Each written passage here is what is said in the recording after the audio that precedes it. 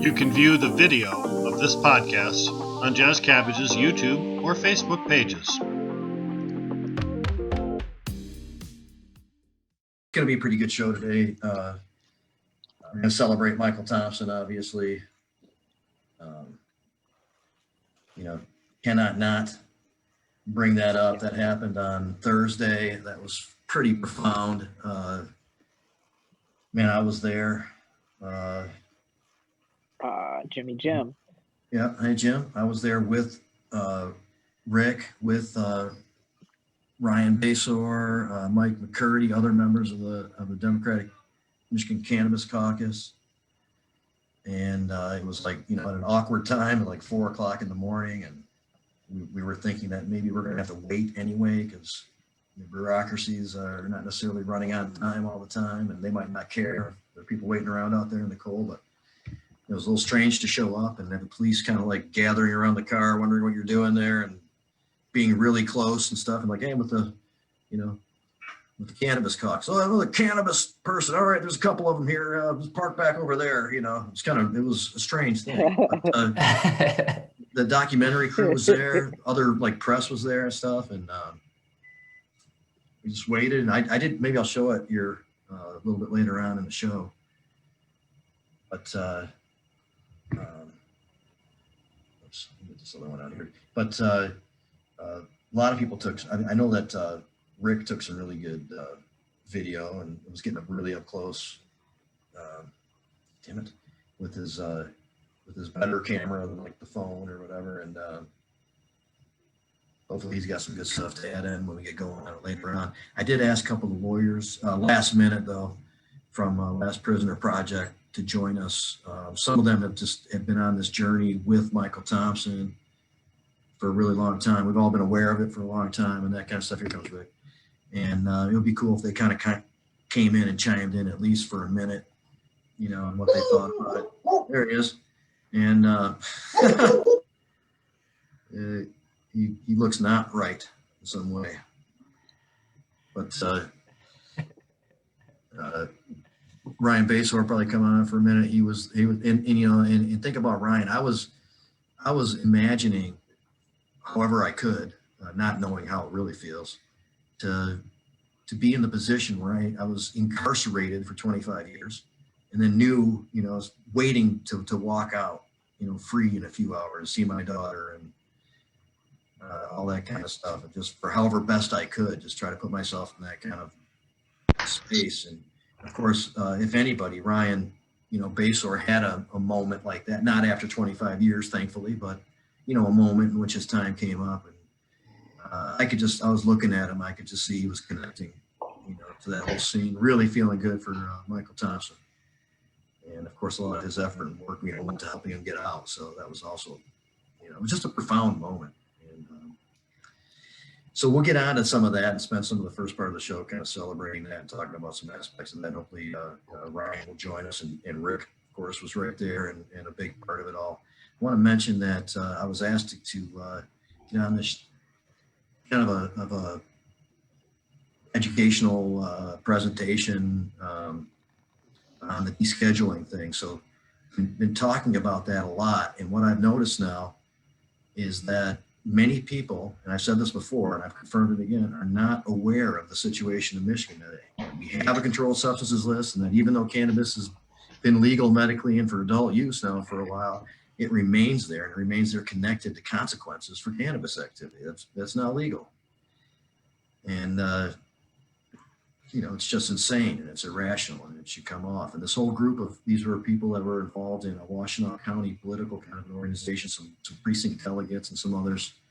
And their whole goal was to see what they could do and help put pressure on President Biden in his first 100 days to come through with a lot of the stuff that he said he was going to do. He and Kamala Harris said they were going to do. And it's a really interesting conversation. It had student loan issues in there.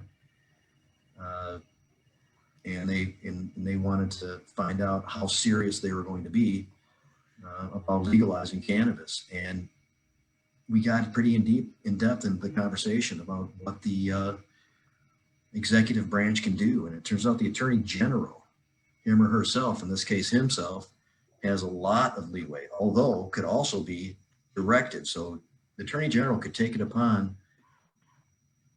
themselves to initiate a process in which they ultimately make a decision to keep it as it is, to lower the schedule, or to take it off completely.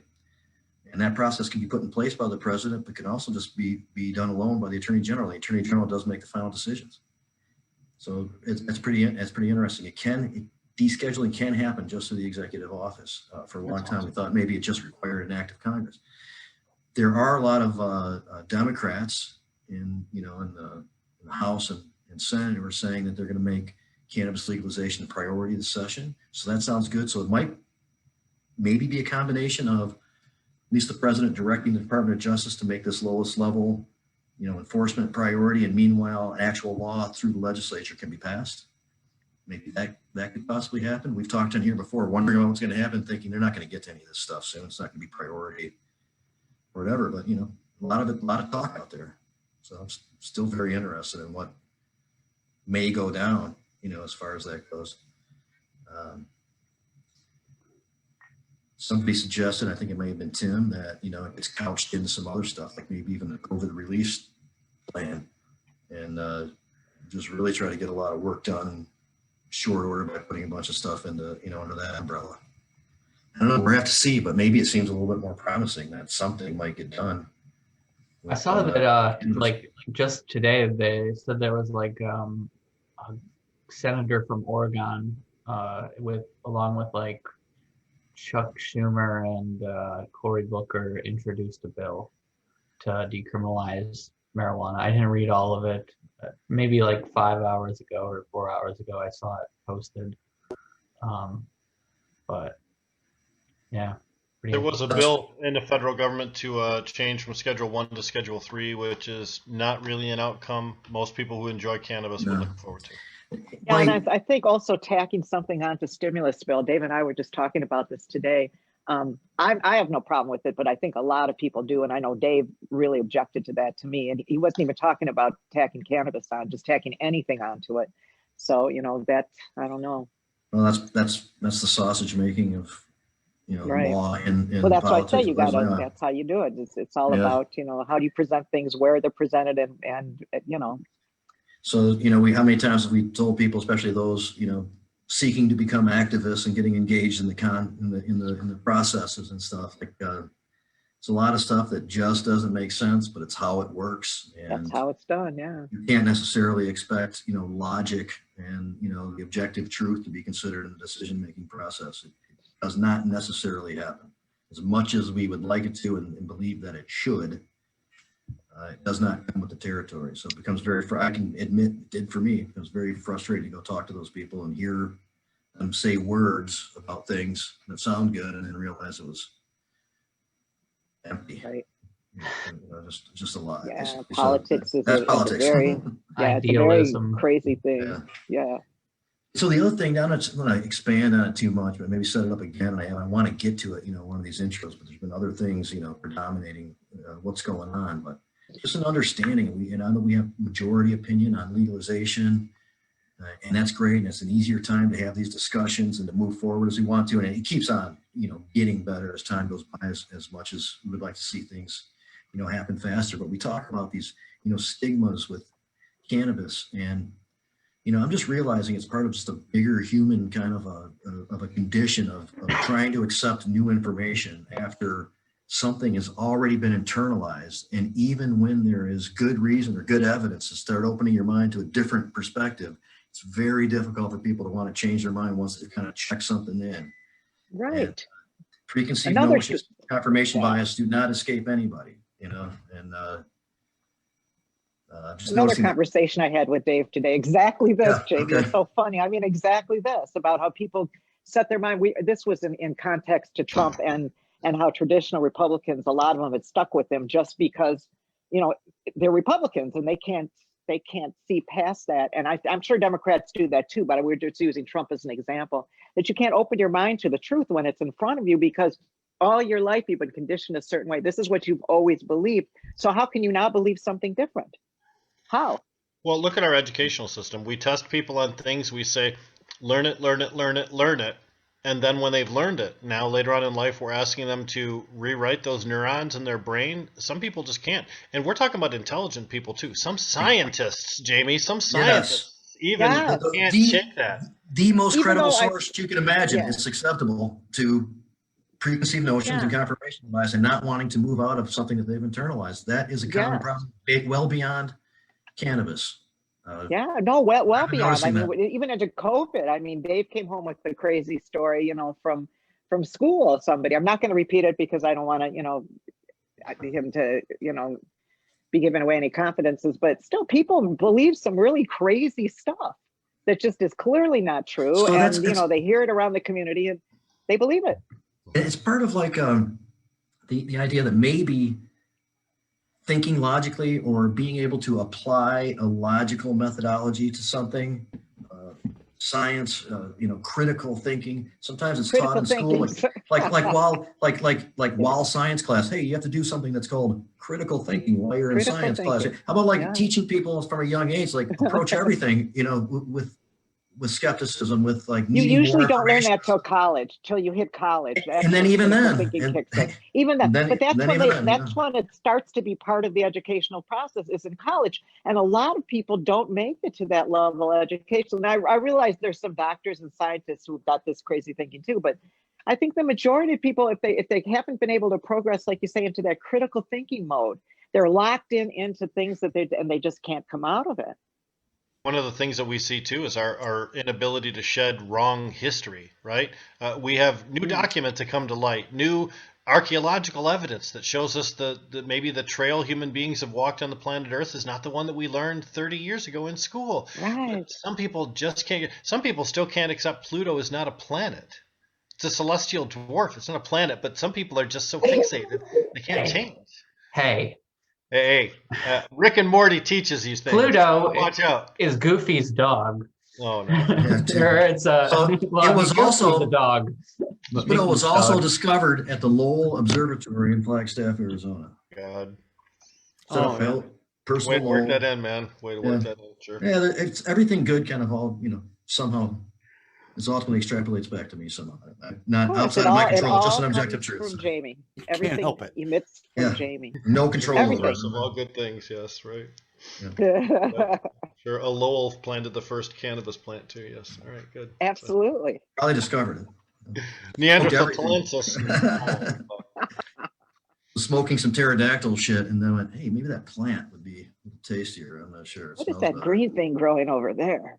It doesn't surprise me that Lowell was looking for a way to get high. Put them together and wow. They probably threw a plant in the fire and was like, whoa, this plant makes us really high when it smokes like that. Well, actually, when I wrote the article for High Times Magazine on hemp, the Scythians used to actually do that. They had these big sweat lodges and giant fire pits in the middle, and there's evidence that they would take rough plants, cut them right down from the field, and then throw them right on there for that purpose, you know? Cops do that. Well, cops do that, and people would say, hey, I wish I'd have been there when they were burning that 5 acres down.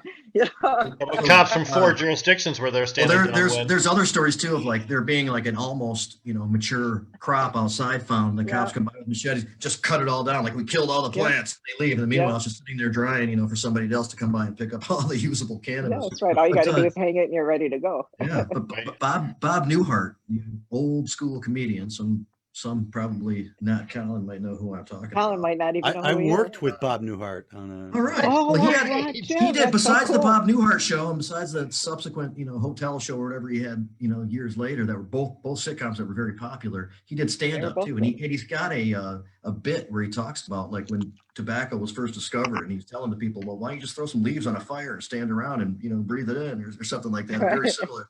So Jim, when did you work? Colin is a comedic genius. People didn't know. I'm sure that's how it began. I worked with Bob Newhart on what was known as the George and Leo show. He was such a brilliant, generous man.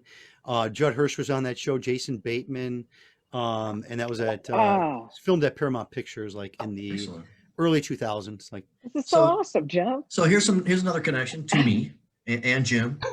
I went to high school with Judd Hirsch's son, Alex. I don't know if you ever met him, if he ever came around while you were dealing with Judd. All right. So I went to high school with him.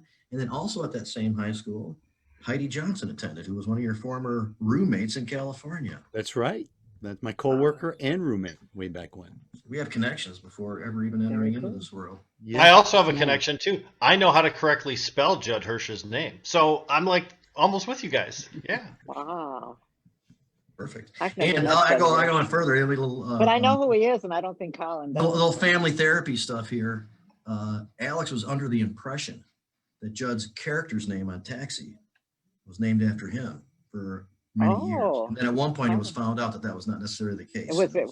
Slightly He difficult to probably deal with, felt I let guess. for down him. as hell. Yeah. That guy is a really talented musician. He probably started. I the stay in rumor touch with him from himself. time to time, and he puts out albums and records tracks, and he's just extreme. Back then, even he had this little Casio, and he's like playing Jump from Van Halen on it, and stuff like that, and playing guitar, playing everything. He was still good even as a teenager. Little MIDI synth there, yeah, right. Yeah.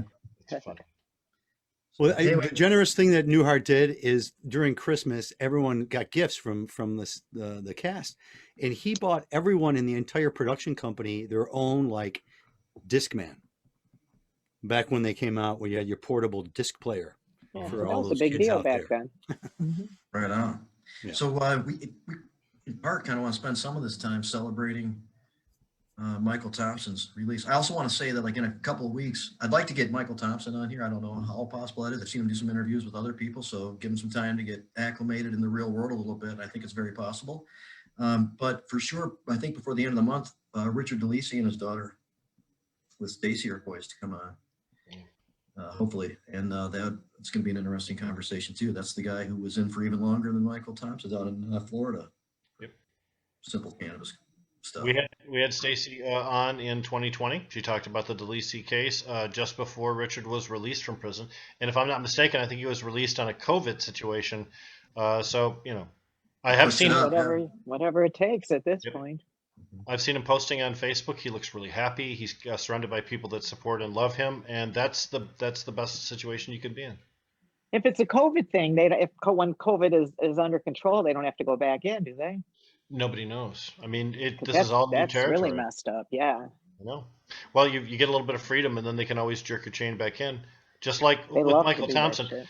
And Jamie's mentioned Michael Thompson, and we'll talk about him for a minute. But Michael Thompson was freed after doing 20 years in jail for crimes related to cannabis bust. And he was just recently released from Jackson State Prison at 4 a.m. And we were there. Jamie and I were there. Ryan Basore was there. A bunch of folks were there. Last Prisoner Project, many other people. The important thing, though, is that he's not free, right? His sentence was commuted by the governor, but now he's got 4 years of parole.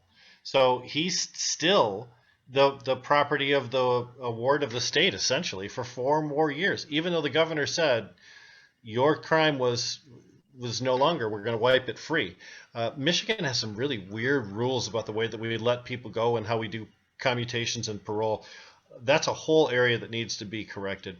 And you can go to the Jazz Cabbage Cafe YouTube page, and you will find a video on there of Michael Thompson's first speech after being released. And he spends most of his speech not only thanking people, but also talking about the guys still left inside, the work that needs to be done, the prison reform that needs to take place. He talked about food not fit for dogs, guards that are not mentally capable of handling a responsibility situation like they're being given, disrespect, all those things. We celebrate Michael Thompson's release, and we rightly should. And there are many people that contributed. But this is, again, like everything we encounter, it's step one of a multiple-step process. Hopefully the beginning of many. Yeah. The awareness is out there, the process is in place, Yep. groups forming correlation. I'm sorry, go ahead. Good news this morning. You said, process is in place. Good news, the GoFundMe account created by Edie Kirkwood, the GoFundMe account today. I got a text this morning. My sister, actually, who knows all about what I do and keeps an eye on it, let me know that the GoFundMe account had reached more than $250,000 for Michael Thompson's house fund. So the goal when Dee Kirkwood set up the fund was $180,000. Not only did they exceed that graciously, but today there were dozens and dozens of more people contributing. Even though they can see they're over what they need, they want to give. And here's the thing, 8,000 people have given. And at that total, it's about $32 a piece. That's not huge donations from giant cannabis corporations. That's a lot of moms and pops. That's a lot of kids. That's a lot of people saying, I don't have much, but I'll give you what I got. That's America, baby. That's America. Maybe we'll And you get a know, house and totally hook it up, I read through the furnish it out. when you donate on the GoFundMe, it gives you an opportunity to leave a little comment like, we love you, Michael, or hope you have a happy life. So many people pledged to support him in a fight to fix prisons. They're not there just for one and done on a donation. They're long term, Jimmy. Yeah, man, he came out and didn't say, okay, I'm going to go kick my feet up and chill out and enjoy something other than a jail cell. Man, he went to work, and man, so right outside of the jail, after some really touching moments with his daughter and some and people who were, really directly involved in getting his release and that kind of stuff, he did a little speech for the press, and he started railing on some of the bad conditions, in there, some of the problems that need to be fixed. And I was telling Ryan, I said, you couldn't have said this shit when you came out of federal prison, could you? He's like, no. In fact, I was waiting to see if anybody was going to be coming up on him here pretty soon. But, reality is, man, he was pointing out some issues that need some fixing, and he was willing to be part of that solution. And he knows pretty directly what's going on. And again, you can find that video on the Jazz Cabbage Cafe YouTube page or the Facebook page, or or the socialrevolution.org, which is my page. You can also search for it on Google, and you can easily bring it up. For those of our audio listeners who are not familiar with Jazz Cabbage Cafe, we have Jamie Lowell, myself, I'm Rick Thompson, Debra Young's here, Jim Salame, and Colin MacDougall right now. Thanks for joining us. We are streaming live on all major platforms available to mankind. We're everywhere. That's best show in the universe is on all platforms available to mankind. Well, when you broadcast radio signal, it goes out into space. That's the plot of Transformers. Remember? You go through like the satellites and stuff. And, yeah. They bounce. I don't understand how it works, but I know it does. Well, the fact is, we've got a lot of people here pulling for Michael Thompson's successful reintegration into society. Although we talk about Redemption Foundation and Cannabis Caucus and some of the other groups, Last Prisoner Project, when Michael gave credit to the folks that that helped him to get out of jail, he mentioned a lot of people that most of us had never even heard of. The woman that originally wrote the Rolling Stone article, Dee Dee Kirkwood, who's a California filmmaker who's really stuck by Michael this entire time he's been incarcerated since when it happened.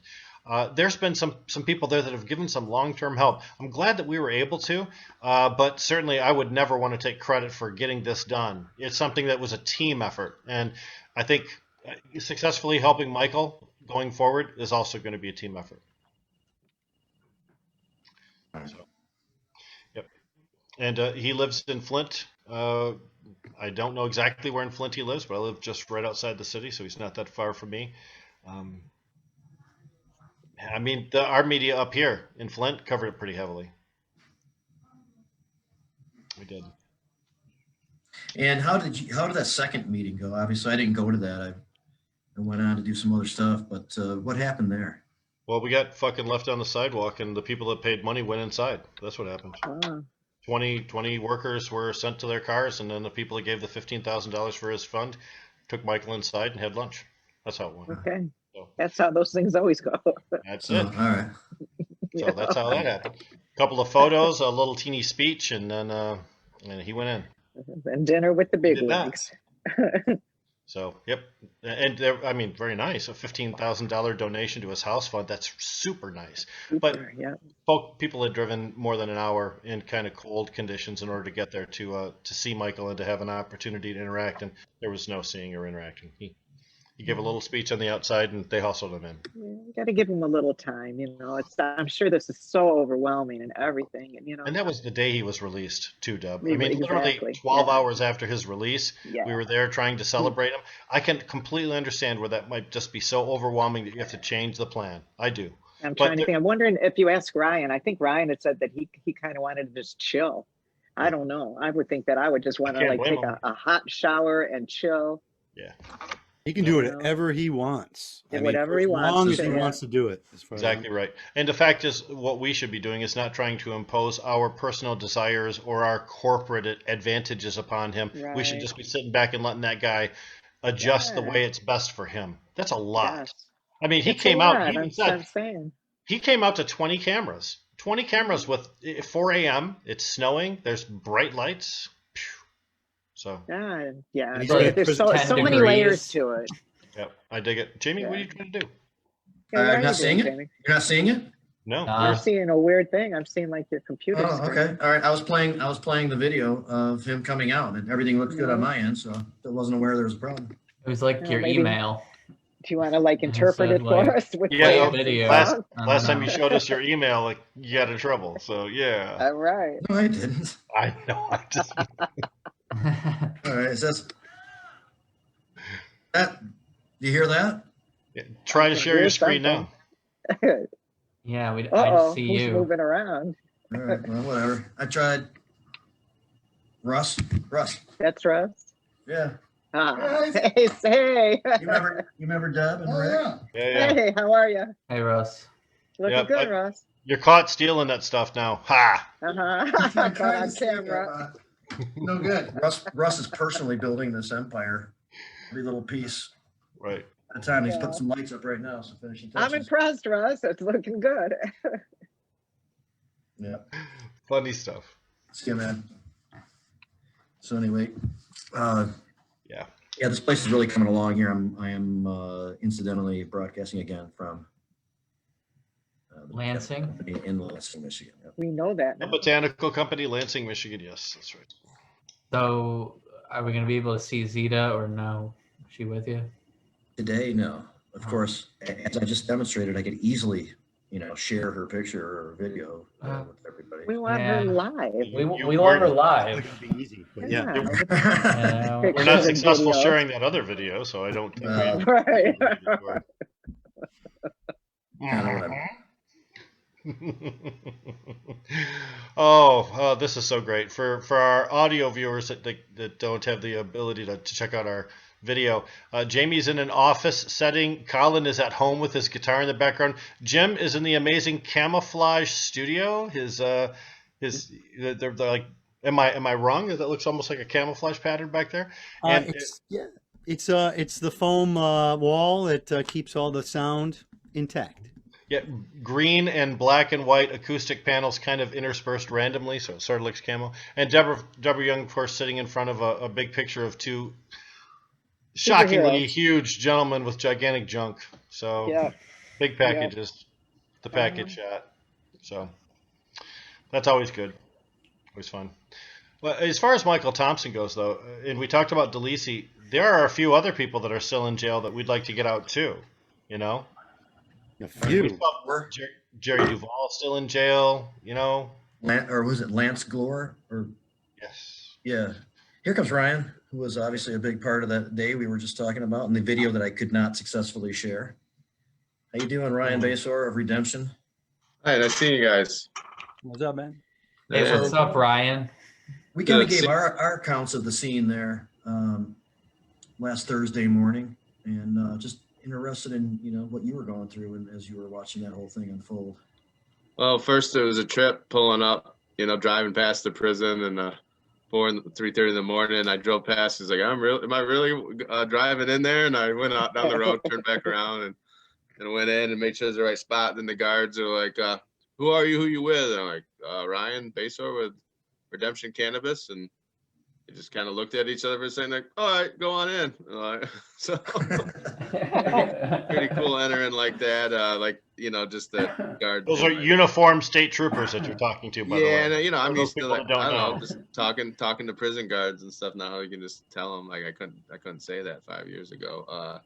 Wouldn't go over well, but no, it was amazing just seeing them come out, and I could only imagine, because it's like what a change, like what a drastic change in the way your life is from the time that you're in that, like 30 minutes before when you're still in your cell or getting checked out, to where all of a sudden you're out and you're there with your family. Like it's so intense, and I couldn't imagine 25 years and then and part of that not knowing if you'd ever get out. So I I could only imagine, and it was pretty cool. I mean, it was awesome. I don't think you really believe it till it happens. You know, Right. don't you think they're going to snatch it back? No, until you it's don't. You're actually like, happening. no, Yeah. you're hiding in your room, not talking to anyone. Right. I don't want to screw it up. I'm going to have a problem. I'm going to get a violation this last day, and I can't go home. But in some spots, you know, some guys in there a long time, or they're just jerks, or they got beef with you. People get messed with right before they get out too. So that is a concern. So yeah, 25 years is hard to fathom. I mean, you come the closest to kind of like having some kind of understanding of what he was going through, but hard to divided by duplicate. 10. What is that all about? So also he came out, man, and was pretty clear about some of the problems that are in there and what needs to be addressed. And we talked about how wild that was to start talking shit like that right as soon as he stepped out the door. Yeah, he was ready. Yeah, right. Still in the parking lot. I was kind of looking around.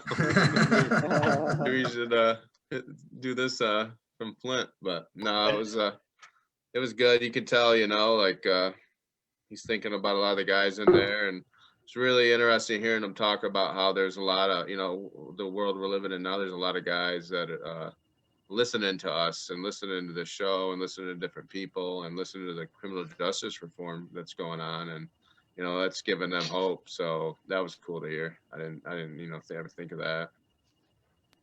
Well, if it's just to paint a picture for our listeners, you're talking about it's stone dark, 4 o'clock in the morning. It's what, 10 degrees, 12 degrees, lightly snowing. There's 20 cameras there lined up, different tripods, and each one with a broadcast team, people with special lights.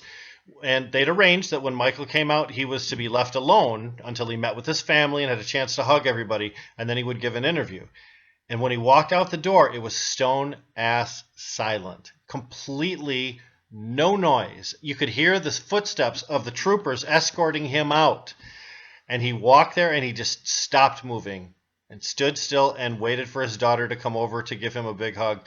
And when that happened, that was just so emotional. And then other members of the family and lawyers came over to join. And then we got the press conference afterwards. We all gave a big cheer when it was time. But it was so still. It was so silent. It's all these people. I mean, there's only 40, 50 people standing there. It was pretty wild. Nobody said a single thing. It was totally silent. Looking at the barbed wire with the snow hitting it, it was pretty wild seeing. I'll never forget that. And knowing that there's guys with guns inside watching to make sure you don't do something stupid, because, God, we just had an insurrection not that long ago, and everybody that steps on police or federal territory is being extra scrutinized. So yeah. Maybe that's why they're like, Cannabis Caucus, come on in. Maybe they're like, let in the weed people. Chilled out. I said Cannabis Caucus when I drove in. They're like, another cannabis person or whatever. Like, okay. I got there before those guys. Okay. Did anybody have the balls to fire up on prison grounds? I, of course, you know, like thought about on the way over there. You know, like, but I'm like, I better not, you know. And I'm glad, 'cause like two guys basically with their head in my car trying to talk to me pretty much. On the way to, yeah. But while I was there, and immediately after, yeah. Well, while I was there, No. I did it on the way there, but I was being chauffeured. Oh, There you okay. go. I like to be on the outside of the prison. Chauffeur. Not on the I inside. don't care about driving. I just care about having my car stink and causing extra problems.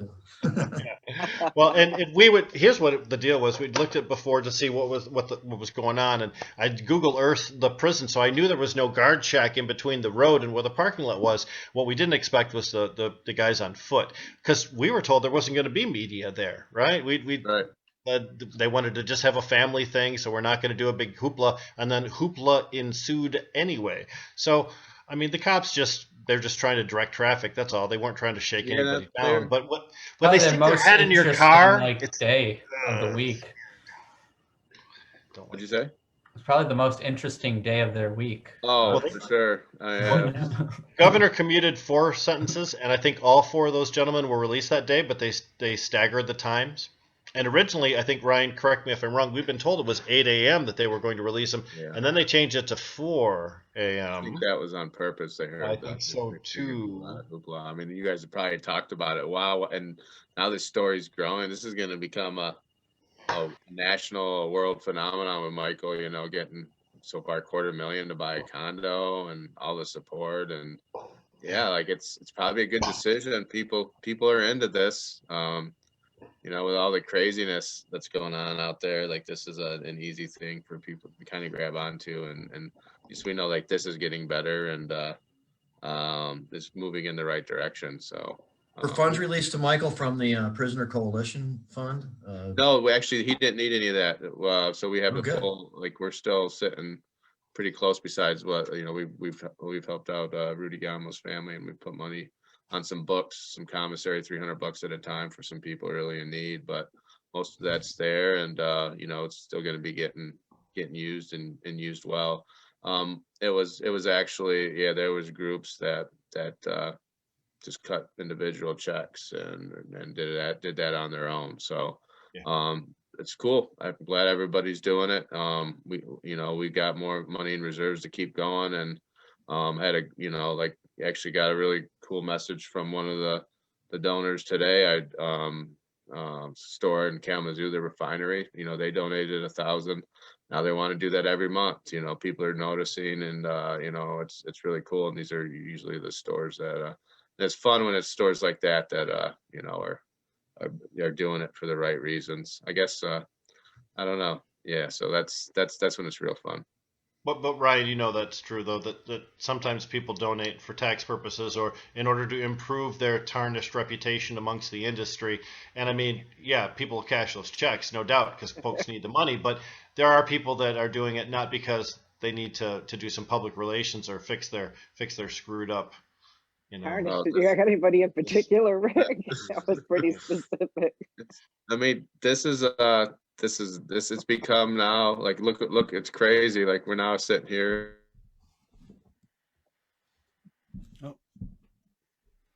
I guess what he was going to say. But We are now sitting here. He's absolutely true. We are Now now people are doing social equity. The things that come in, at least, are important. They're completely awesome. Yeah. They're important, you know. It's like name that tune. And he's kind of like a nice. He's This not is fun. trapped. 5 words. It's fun. He's Look not. at He's the look not on his trapped. He's not frozen in a shitty like look on his face either. He's Yeah. Okay, let's take bets on when Ryan comes live again. 5, 4, 3. No, just kidding. But the fact is, he's talking about some important stuff too. Corporate donations are important to almost anything. You know, if one guy can write a $15,000 check, they wrote a $15,000 check and presented it to him in Flint. It was at least 2 companies, Michigan Supply Company, and I cannot recall the other one. If I'd been inside that room, I'm sure I would have remembered it pretty well right now. But that's essential, really, to the way some financial entities exist. And with COVID-19 and places being shut down, fewer companies are capable of giving charitable donations now. So our industry is one of those that's been so strong throughout the pandemic and the isolation. This is one of the few refuges of resources that are available now. Yeah, I want to remind people in this too. Like our community has been great. You know, from our perspective on this, there are still some like interests into this industry that don't mind people still getting busted, especially if they're not engaging in cannabis activity that doesn't make them any money. And we still have that fight going on too. Like there's the group we talked about the other day whose mission it is to make testing more restrictive and to raise funds for law enforcement to crack down on activity outside of the licensed system. Right. So hopefully we can bring the consciousness level around from all those corporations. Here comes Ryan back on again, hopefully with a better connection. Yeah. And it is true that oftentimes corporate entities try to blame their failures on outside influence. There he is. Blame an overly burdensome regulatory system or for municipal performance, or the famous thing is just blame the black market, right? But if these corporate entities can't survive because they have poor business models and they didn't properly expect what market conditions they were going to find, that's on them. They shouldn't try and change the world just because they failed. Yeah. I hope we see the same generosity too for future release prisoners. Yeah, Jim. Precedent. Well, and there are so many more to be released. And that's one of the good reasons why the fund, the prisoner, coalition fund that we're just talking about, didn't have to be used. It's more people that could be helped with that. Ryan, are you there? Or are you frozen? Or are you just sitting really still in one spot? There he is. So you're kind of going in and out. I'm If you not have any, sure. I did IT at Home of Medicine for 8 None years. of, If you none have of- any Wi-Fi devices around, shut them off, Ryan. yeah, That turn might it. help. He's on his computer. He's got to turn his phone off or something like that. Yeah. I It's think a he- nice shot of him, though. I would use that like as a He's profile picture. every That's a good throws one. his shots pretty good. He's got a good Yeah. posture there to make sure he never gets caught in a really Yeah, compromising he's look. very Handsome. photogenic. handsome Very gentleman, nice. yes. Yes, very handsome. It's So like the total model shoot. yeah, hey, what better He than needs that to fan The that you had where redemption your hair was cannabis whipping. line. yeah. Yeah. Just save that and use it for a promo later on for sure. So Ryan obviously has a great show, Smoking Rope. So some people call it Smoking Pole by mistake, but it's called it is called the Smoking Rope. And you know, we talked about how we were recognized as being one of the best cannabis podcasts by Celebrity Stoner. Smoking Rope was also recognized as such, and it is a great show. And Rick has been on there a couple of times, and I'm scheduled to give it a go this week, Oh yeah. and looking forward to that. So I think we're gonna talk tomorrow, and then on Friday your show comes out. What time does it usually get released on Fridays? It's usually by 1 on all the main, networks, iTunes, Spotify. But this Wednesday, tomorrow, we're gonna go live. We'll go live at noon with you, and looking forward to talking about just bud tender training, the next couple of years, and like how long it's gonna take to kind of, obviously we need COVID to kind of run its course and get more people in stores inside to do that type of training. And the way of the THC shopping will go to the side hopefully sooner than later. So just gonna talk about that and how different operators are approaching it differently too. There's some totally different philosophies out there. You know, we talked about in general how difficult it is, and we see it in cannabis for sure. And these are some of the specific things we see it in. But we talked about earlier in the show how difficult it is for anybody who's internalized something to change their mind, even in the light of evidence or new information. Yeah. And so that's part of the challenge that we have with this and other issues. But as far as the stigma issue goes, or the ad populum things, there's a lot of complexities to unpack in this world. You know, we were underground for so long. Being able to be above board, discuss these things and learn more and be able to share findings without consequence or looking over our shoulder anymore is going to help and improve all these things over time. But, you know, we're starting a challenging position with trying to raise consciousness on these things. Yeah. No, but yeah, so look forward to talking about that. Maybe go on a couple of rants about some other stuff, and then we'll talk about Michael Thompson as well and what's going on. So looking forward to it. You're one of the few return guests, so congratulations. I know you were pushing hard for that. So It was the audio, which, you know, unfortunately didn't turn out to be great. I got a couple of extra bits of direction from Nate, one of the producers of your show.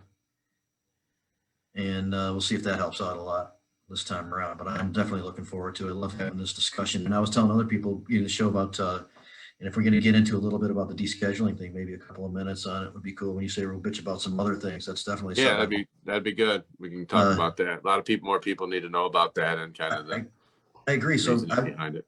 I was part of this interview with a lawyer that I worked with, Michigan Cannabis Caucus. Very cool dude out of Ann Arbor named Nick Rommel, and I believe we are going to do some work with him. And, you know, I told him about it. He wasn't totally aware. He's like, oh, wait a second. Yeah, you think about that. That is a little, you know, it is a little weird. I wonder what's going on with that. And then I was recently on another political discussion event with some people from Washtenaw County, and via Mike McCurdy was asked to discuss descheduling on a federal and state level. And when I brought up what was going on the state level, many of those people had no idea that was the case either. So I think when we get this word out, people are like, what the hell, you know? Yeah, makes no sense. Makes no sense at all. So getting more word out about that Schedule one doesn't is the take big- long, but Schedule 1 is the big lie.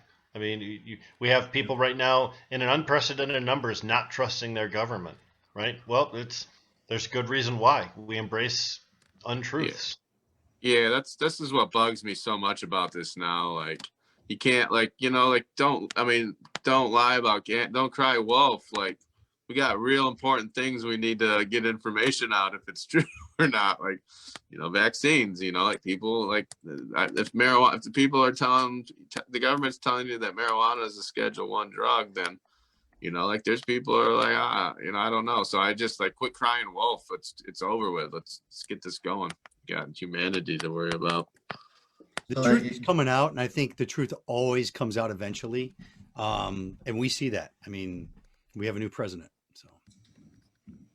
Well, it'd be great to set the pace and give our state something to go off of. Maybe if we deschedule nationally, it will be a lot easier just to put that in the hands of the Board of Pharmacy or the legislature here and take care of that. But it is it's a little strange, in Michigan that we took it to the next step and simultaneously added cannabis on as a Schedule II for when it's being used medically. It's just so incredibly absurd. And at the end of this event, the presentation that I was referring to from the Washtenaw County delegates, they asked, well, is there any language or anything that we can help support? And I said, well, there was some language that was created, but it was very similar to the Schedule II thing, where it was like, cannabis is Schedule I unless you are engaging, in what's allowed under the MMMA or the MMFLA or the MRTMA. And, that's equally as stupid. Just take it off. And I think Rick pointed out, and it's true, is that it's happened before. Everything has been lifted. In this case, not everything would even be lifted. There are already laws in place that would remain, including the commercial system that we are working, some of us are working under now, including the individual rights that some of us are relying on now. And both, those don't go away. Those are there. Those are new law. This going away would leave maybe some void somewhere, but those can be identified and fixed by the lawmakers. And when they are, it can be done without harsh penalties because it's legal now. We can do appropriate things for whatever the circumstances may be, whatever can be identified. So I would like to see it tabled. One of the things I wanted to talk about, I appreciate you guys having me on. I wanted to mention real quick, and I got a roll is, we have this coalition that's growing that Michigan Cannabis Caucus is leading the charge, and LPP has helped us, and we got Force Detroit and a company of the Sozo's doing a great job. Rosalie, one of their employees, has been helping in Redemption Foundation, and we're working to trying to get the state clemency program going. So that's big news. We had a great meeting last night, and we're looking for organizations, and we got organizations approved last night, like the MICIA. We got Decrim Nature, and also the Michigan Psychedelic Society, and a few others. So, Jim and Colin were on the call last night, and that went well. And I would like to point out, though, that Colin kind of hijacked the meeting at one point and wanted our logo colors to be maize and blue. So we had to be careful on that. Nice. They were going for it. It sounds like Colin. I put the motion on the floor too, and they were like, "Colin, you can't do that." It sounds like Colin to take over a meeting like that. Yeah, exactly. Dominates these podcasts all the time too. I was like, "This isn't going fast enough, and it's not nice enough of a logo for this group." Hey, so before you go, Ryan, we're going to have Carmen Brace coming on here in a little bit. Sweet. Looking forward to that. And, she's done a lot of research over the years and data collecting on things that might possibly give information how somebody may go about marketing or branding and some other market factors. And Michigan was one of the areas she worked in and became friends with some of us. And it's going to be really interesting to have that conversation. There was just an excellent article about her in Forbes. Yeah, no, it's awesome. Me and you, right when I got out of prison, me and you got to help work with ACT Labs and set up their patient support group. And we had a lot of cool people come from all walks of life. And, it was an awesome group. And, Carmen drove from Chicago most nights, and it was cool to get to know her. And she had just taken that leap in 2015, early 16. And, now I knew she's tough. She's tough, and she's a hard worker and super smart. And here we are 5 years later, and that's what it took. So pretty awesome. Pretty cool. Awesome to have her on. And I think I'm supposed to talk to her at the end of the week too. So I'm looking forward to that. Yeah. Very cool person who's come in town to hit a couple of Rick's MICBD conferences and just be kind of a, part of the community in a way. She wants to see Yeah. what was going on, and she's. Yep. Carmen brings a connection to academia that sometimes our industry doesn't necessarily have. So, just I'm Looking at interested in- Jamie? Yeah, no, she's looking at my package next to Debra's shoulder. I He can. likes to admire his own junk, That's If all he nobody's stares at the talking entire about show. it, he works it into the conversation at some point. Yeah. I know. Jamie's really bad. It's okay. I'm just saying what everybody's thinking. Jamie's package. Wow. So, Anyway, Ryan, appreciate All you right. coming on, man. We Thank want you, to celebrate Michael Thompson a little bit, and you helped us to do that. Your It was insight- awesome. That was fun, Yeah. and man, with all the momentum and all the great press, that's I think there's a lot more coming. So, yeah. how we'll can people take get it. a hold of that fund? That fund could be helping a lot more people coming out who don't have the kind of press and notoriety and exposure of a Michael Thompson story. Oh, as far as people in jail and prison, I mean, they can reach out to me, Ryan B at Redemption Canada on our Facebook. There's a whole, you can go to the website as well, or LPP's Lance Prisoner Project website. You can reach out, but Mike McCurdy does a lot of that, and soon we're going to have a system of working with the National Association of Defense Lawyers and their whole network and case database that we're trying to plug into. So this is all like we're getting the infrastructure now and getting it. It's already built, thankfully, to these national groups that are doing this, and they're trying to plug in with people like us on the ground floor. So that's get a hold of us, but we'll plug you in and we'll get it going. And we're trying to raise a big group of people like-minded and just get hundreds of people and hundreds of groups on board. How can people donate or otherwise help out if they would like to? Organization. There's a link. Once again, email me, Ryan B at Redemption Canada. We'll talk about it. I can explain exactly where your money's going, and if you feel comfortable with that. And there's a few options. So, and what we're doing, I'm happy to talk about it if you want to. And look forward to everyone keeping on, getting on. And like I said, it's awesome that it's cool now to be into social equity. That helps it go. So I guess let's just ride the wave. That's right. Hey Ryan, what about that GoFundMe account for Michael Thompson? Come on, that touches your heart, right? Yeah, I mean it's insane. Like it's really cool. I mean that helps. That helps. That's a big that's a bigger crack in the wall. That just it helps it at a faster pace. If that means that it's touching a lot of people's hearts, and if you got a heart, which our politicians do, and they have feelings, and it's good. It's good. There's a lot of win-wins. Let's just keep letting people out. Some of us have a heart on.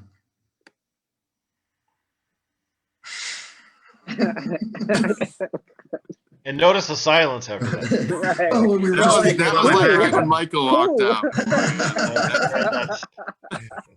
Wow, you're chasing Ryan off the air now. Well, that's not even Okay. fair. Well, he said he had to go. I'm just trying to help him out a little bit.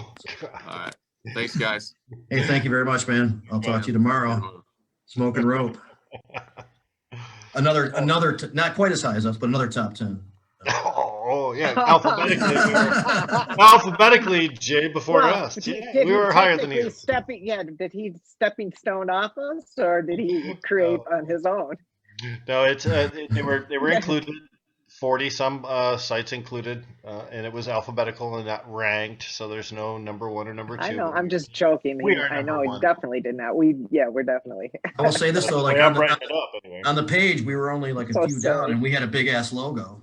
Yeah, Former logo. most of them didn't even have a logo. So Yeah, And well, they included we're a little our. more evolved than the average podcast at this They included point, two host names and the time frame for it. They included more information for us than they included for almost everyone. Perfect. So it was good. And the other two were, of course, Ryan. And what was the number 3? Benzinga. Yes, whatever. Oh, the Benzinga. Benzinga Cannabis Hour. Yep. Benzinga, yeah. Yeah. So, and that's if you're into the business section of the cannabis industry, that's a pretty good podcast. They really talk about stuff like I don't even want to talk about. So technical. Again, Rick's 420 Post on Wednesdays. Tomorrow, Weeds and Reeds from Shelley, who said she might still come on the show in a little bit, so we might Oh, see good. from her. Planet Green Tree celebrates its 500th broadcast Thursday night. So some old clips, John Sinclair, some other notables. Chad Carr, bring it on Chad Carr. You know, I don't know, man. It's Joe King coming. throw the That'd be great. kitchen sink at it, you know. That'd be cool. Yeah. But you know, a lot of great shit over the years there. And we'll, you know, revisit some of that, so that'll be cool. And a lot of great shows in the family, even if they weren't necessarily recognized as one of the best in the universe.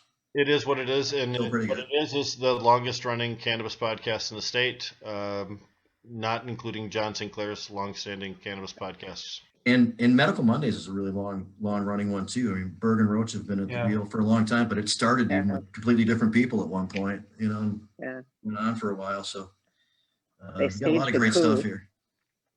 They staged a coup. They staged a coup. They took over. It's funny. I'm not The sure. dude that was there before, I think his name was John. Very, very cool dude. He's a bass player and J-Rab Yeah. is like his he's an artist yeah, because they still musician, use his, artist. they still use his beats and stuff. Yeah, he's a cool dude, man. You know, he just Berg is on the chat right now listening to the show. What's up, Berg? So Blame yourself, Berg. He's not Blame on the yourself. show. He's just listening to. He's got other stuff going on. He's trying to wade through, but he's giving us some support by watching, since he's got other stuff happening that he can't be on for. So that's cool. Michael Prent says he's broadcasting Jazz Cabbage Cafe to his living room TV with Chromecast. Well, you are a slick man. I do that too. That's one of the few ways that we could look any better. You know, you had to pay for it, but Wow. we look slightly better. I'm impressed. Donnie Reinhardt is the person that Jeff Milberg, Berg says was the guy. Yeah, and that was a good show way back then, man. There's a lot of great cannabis that flung around in that studio. Yeah, J-Rab was the producer, but it was hosted by Reinhardt. And I remember Johnny Reinhardt. I was on that show before Berg and Roach took it over with him. Yep. Back when I was still living in Warren. When was that? When did you leave that was Warren? I left Warren in 13. So that was 7 years ago. 13 or 14. One of the two, yeah. Yep. It's been going for a long time. 8 years ago now. Actually, it's 2021. Well, when you look at cannabis in Michigan, it's almost impossible to think about the industry and how it's grown without considering the radio shows and the podcasts that have helped bring things along. I started on the Real Radio with Steve Green with the Medical Marijuana Radio Show, which became the Political Twist Up Show. And we broadcast in the syndicated fashion on 3 different stations. And that was good, but it's still only just those 3 radio stations. But when you go podcasting, when you can reach the furthest corners of the Upper Peninsula just as easily as you can reach, the furthest reaches of Detroit, you got a big coverage.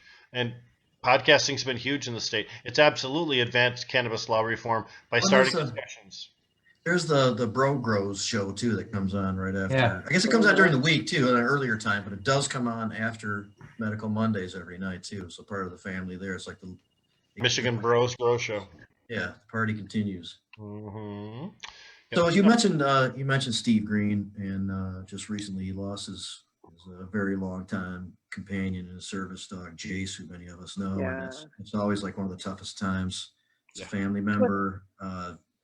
There's no way out of having to deal with that one, and he is, of course, in that situation right now. So my condolences to Steve and our support, and I hope you get through this okay, man, because it's not easy. Yeah, what a good boy Jace was. He was a good boy with a heart of. He had a golden dog heart. What a sweet dog. I spoke to Steve the day that Jace passed for quite some time, and we talked about some of our favorite Jace stories, and there are. Sometimes you know dogs, and there's no favorite stories for that dog. It's just a dog. That dog went everywhere because he was a service dog. Everywhere. He was included in whatever was going on. Yep, and he had a very calm demeanor, which affected other dogs around him. Sometimes dogs get hyper, and then other dogs feed on that hyperness, and then all of a sudden there's a problem. But Jace was just always mellow. He was always in control, and that that translates. He used to climb on the couch with Dave and watch TV while Steve and I were working in the basement. You know, just for hours. Just from the very first time, we didn't even know him. He just climbed on the couch and started watching TV. They were just buddies right away. You know, just like you say, a real gentle dude and a smart dog. And I know that Steve's going to miss him. Yeah, it's going to be tough to replace. Steve, of course, used the dog for mobility issues and stability. It was specially trained for that. And it's difficult to put another dog through that training. It has to be a dog that can accept the training, which means certain age categories and certain personality traits. And those are not something that you run across all the time. Yeah. Yeah, he was just the perfect dog for that task. And he was a pit bull. And it was a pit bull, and they had a connection, the two of them, which was special, and I think that really helped. So I don't, you know, I feel bad. I do too. He gave the dog a great life. And we're going to come on with Carmen here in a second, and that's the one thing you can hang on to. And he started his life solve as the an problems, abused dog. Yeah, but he was like chained in a yard. Steve rescued him. He was chained in a yard somewhere when he was really young. And Steve rescues a lot of dogs. That's one of the things he does. He dropped out of the cannabis community to really do that more. So God bless that. Welcome, Carmen Brace. Hello, Rick. Hello, Jamie. How are you guys? Very good. And we're here with Debra, Colin, and Jim. Hello, Debra. Hello, Jim. Hi. How are you? Forget about Colin. That's right. Yeah, we don't even acknowledge excellent to purposefully exclude Colin and saying hello. No. If we do acknowledge, They love we that. mispronounce his name, so you know. I love you, Colin. I know we're going to be friends. So, Carmen, we've got it. We had the preliminary conversation a couple times, and we just had Ryan Basore on a little while before you came on. I missed him. I'm sorry. I have to talk with him this week. And that's what he said.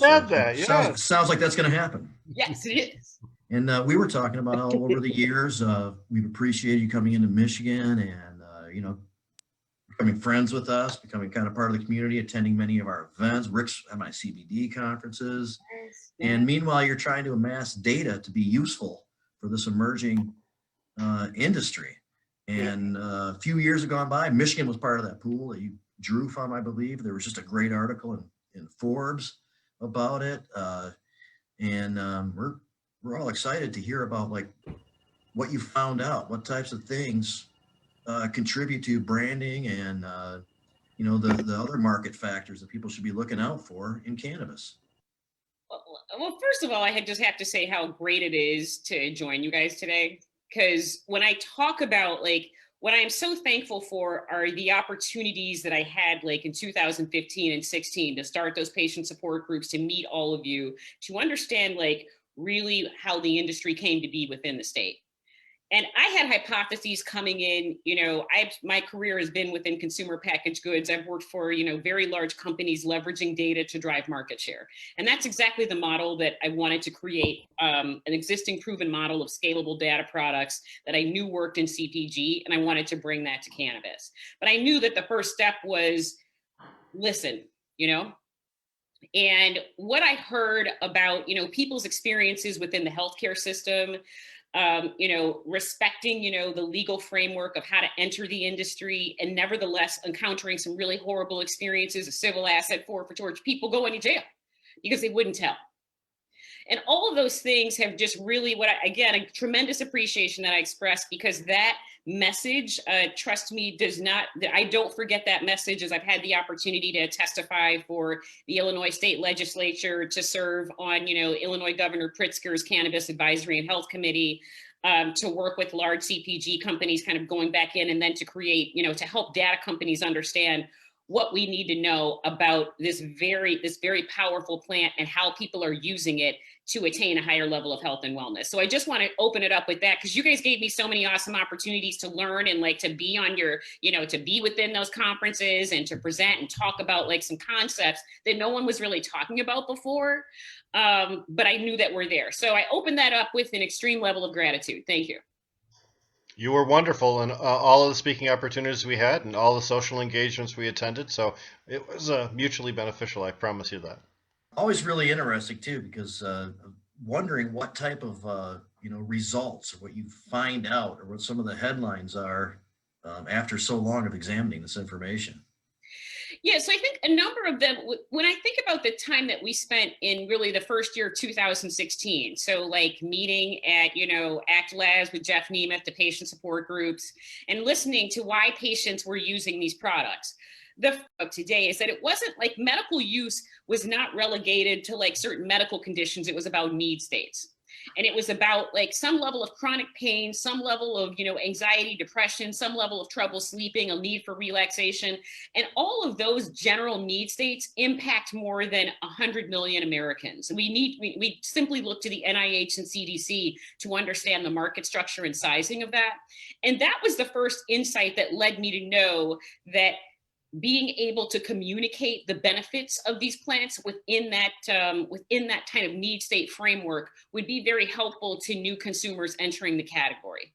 Because of course what I realized, you think about like the level of propaganda and like just outward effort of many government organizations, and that have permeated like our entire culture on what this plant is not.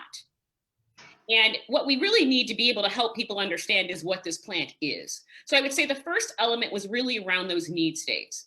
Now, as we've begun, to expand our panel, starting in Michigan, Illinois, we now have a panel of about 30,000 cannabis patients, consumers, and CBD users. And we have partners within, across markets to help us, keep bringing in new people into that panel. And what we're really discovering is a number of elements. Number one, when you look at how people are using these products, once people have legal access at retail to not only traditional CPG categories such as alcohol, pharmaceuticals, et cetera, all those things, OTC, but then they also have legal availability of cannabis, that 80% of our panelists stop or reduce using all those traditional products. Now, this is something you guys knew forever, right? You could see it. Like, Jamie, you won't open the first dispensary, for God's sake. You've been listening to these people about like how people are using these products. But being able to dimensionalize that in terms of what that means in terms of product and innovation strategy is another one of the areas that ACLARA Research, my cannabis data company, really answers. And that's what we're delivering a portfolio of like scalable data products. And we're very fortunate to partner with two of the largest global data companies, Nielsen and Ipsos, to do that. So I think it's really around number one, it's like why people are using. The second one is really like what the impact is to products that never really met the needs to begin with. And then thirdly, there's a high level of detail around like what that means for companies that want to effectively communicate and communicate the benefits and product offerings within cannabis, but of course CPG and healthcare because they're watching closely as well. But it's really around that product innovation and marketing strategy level. Carmen, you've used the term CPG several times. For our listeners, explain what you're referring to. So really, CPG refers to consumer packaged goods companies. So these are large food and beverage companies, could be OTC packaging, or so many acronyms, over the counter, right? Over the counter medications. So think, Johnson & Johnson. Like within my career, I spent my career really at the Campbell Soup Company, Mars Wrigley, ConAgra Foods, think Kellogg's, think Kraft Heinz. All of these companies that, figure out how to make products easy to use, easy to consume, and that are really across every grocery store that you shop at. Okay, thank you. Hey, I got a quick question. As you had this data compiled, what were the biggest surprises? Were there big surprises that kind of threw you off? Like, oh my gosh, I didn't expect to see this. I think it really depends on the cannabis segment. So maybe I'll think about like a cannabis retailer results that we found interesting. We were working with a cannabis retailer in the state of Colorado, and the objectives of that were really to understand really like how do I capture the my legacy consumer, right? Because I have people that really know these products and I want them to understand like the benefits and quality of what I'm able to deliver within that vertically integrated framework. But I also want to be able to capture this new consumer. So it's very difficult. You think about Meijer as an example, right? Like Meijer knows you want to go grocery shopping, so they probably have like one or two very core strategies that but they know you want food. Everybody's coming in there. You might want a little different types of food, but nevertheless, their strategy can be the same because it's pretty much the same customer, just maybe different product needs.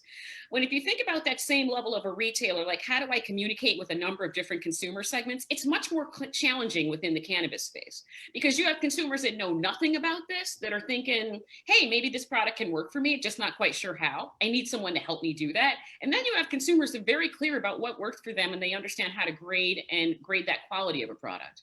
So we did a fair level of research to understand why people were using the product, similar to the need states, and then what types of information that they wanted and how they wanted to be communicated with. And throughout that need state analysis, what we saw was that number one, there were certain need states that trended across age groups. So if I'm younger, I probably have a higher level of anxiety. Then if I'm older, I may have a higher level of chronic pain.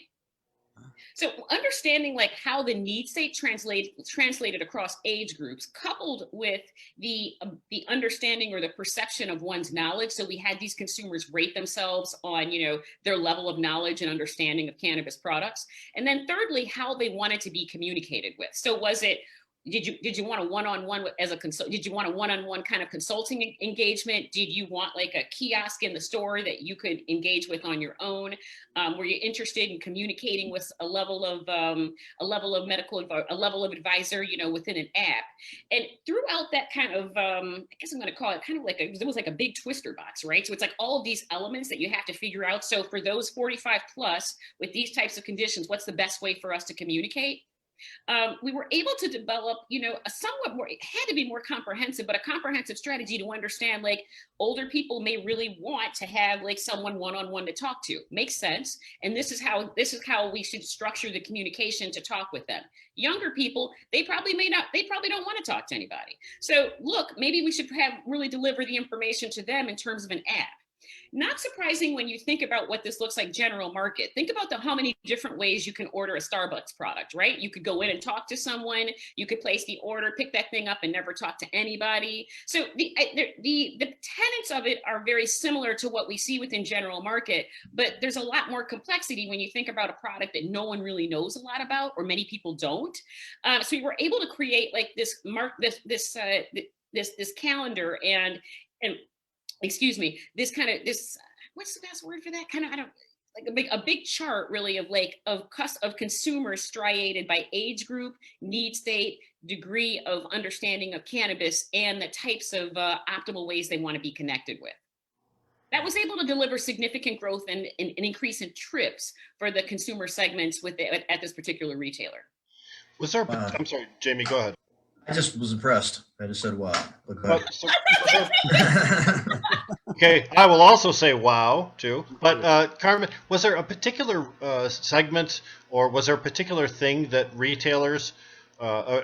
retail purchasers did not like about retail outlets that seems, kind of across the board? Everybody just hates this about what they do? A lot of people want the ability to be able to browse the store, but they don't want to have to wait forever to finally check out.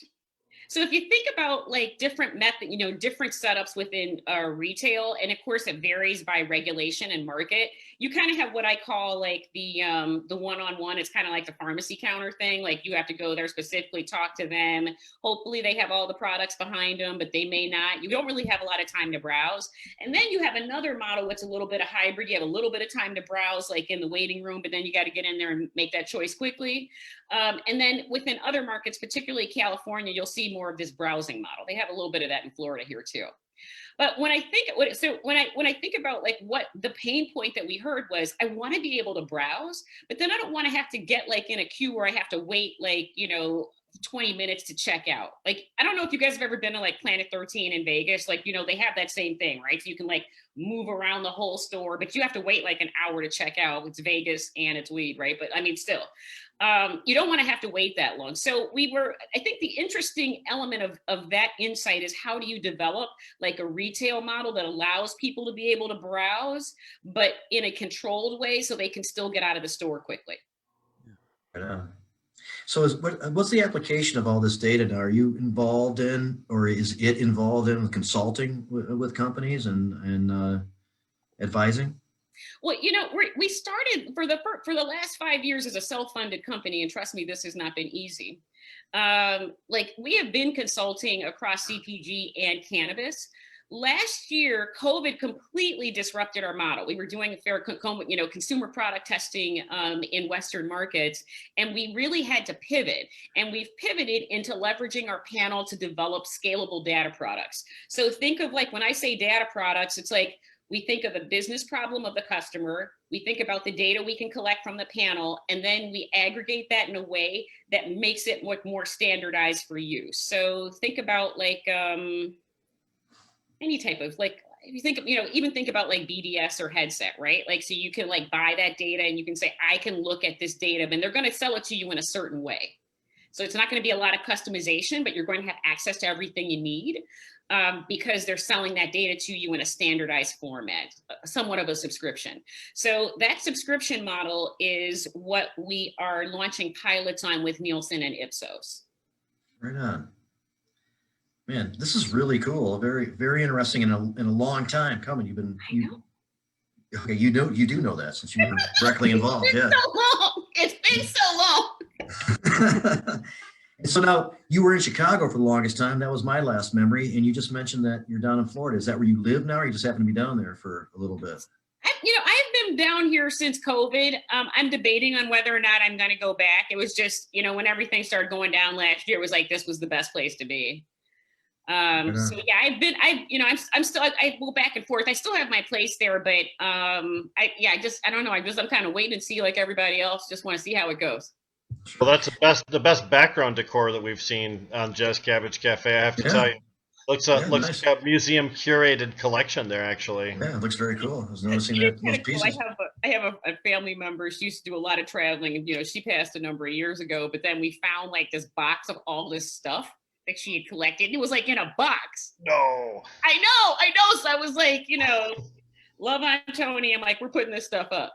That's cool. So down in Florida, not too long ago, there was a release of a longtime cannabis prisoner, Richard DeLisi. That make the news down there in your world? I am sorry that this is a name I'm not familiar with. After his release, the second longest serving cannabis prisoner was Michael Thompson from Michigan. For that one for sure. That was last week. I got that one. Yeah. And hopefully Richard DeLisi will be on the show in a couple of weeks, and maybe Michael Thompson at some point. But the organization that Ryan headed up, the Redemption Foundation, and organization Rick and I are involved in, the Michigan Cannabis Caucus of the Democratic Party, and Colin. And the chair of that organization is Mike McCurdy, who's joined us. Earlier, before you came on, we were celebrating the release of Michael Thompson. And Mike was a big part of that. A big part of that, yes. Yeah, along with our Cannabis Caucus, I wanted him to come on and celebrate a little bit too, for all the work that he put in and just the realization that something great happened. So Mike, thanks for joining us. I just want to cut in while you're waiting to give you a chance to let us know what you think about everything that went on Thursday. I mean, it is a lot to celebrate, but it's also really a moment to listen to what Michael has to say. And first thing he said when he came out is, there's tons of people inside just like me. He said, they're trying to tell you in the press, they're trying to act like I'm the exception. I'm not the exception. I'm leaving a lot of people behind right now.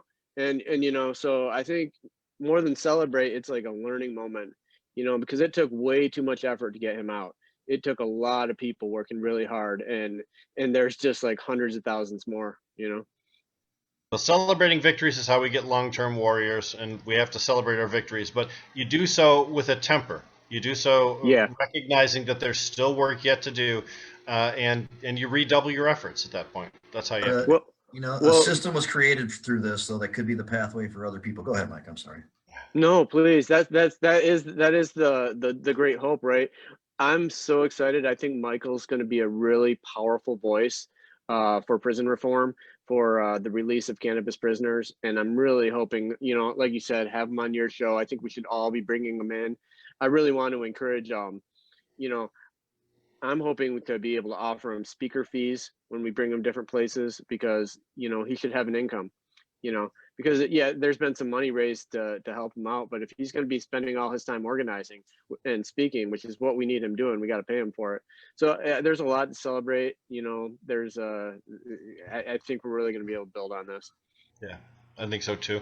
You talked about, or we've spoken today with Ryan Basore earlier, mentioned the coalition.